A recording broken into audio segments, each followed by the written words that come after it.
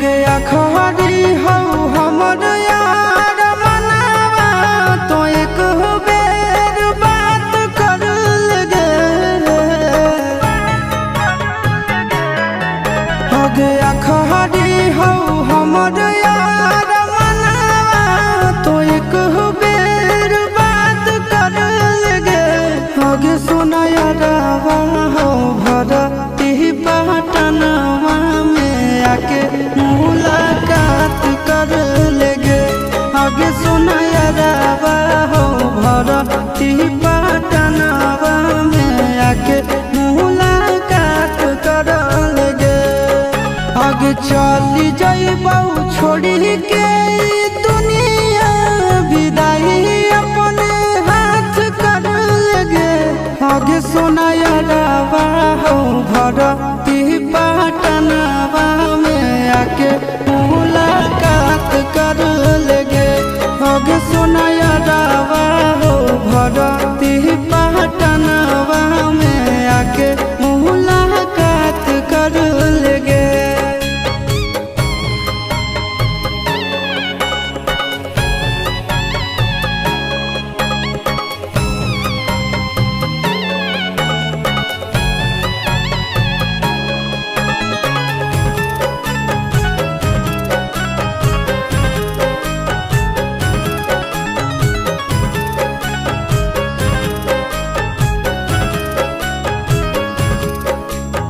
मरे घर पनिया पिलाई दी है जान गे। कफन ओढ़ाई दी है टूटत ही जब प्राण गे। मरे घर पनिया पिलाई दी है जान गे। कफन ओढ़ाई दी है टूटत ही जब प्राण गे। आगे हमारा से तोरा जाती प्यार होता भेंट साक्षात कर लगे। आगे सुना यारवा हो भरती पटनवा में आके मुलाकात कर लेगे।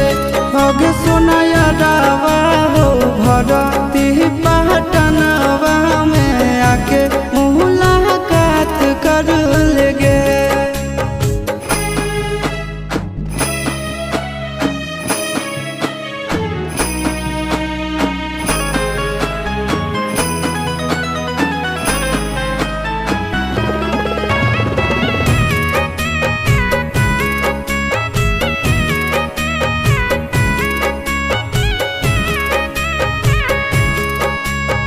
डॉक्टर जवाब दिल के बुलावा मौत के। देखी के चेहरा जानू चल जाई है लौट के। डॉक्टर जवाब दिल के बुलावा मौत के। देखी के चेहरा जानू चल जाई है लौट के। आगे अमन आलम दिला आशीष नंदन से औरी बिसवा घात कर लगे। आगे सुना यारवा हो भरती पटनवा में आके मुलाकात कर लेगे। आगे सुना यारवा हो भरती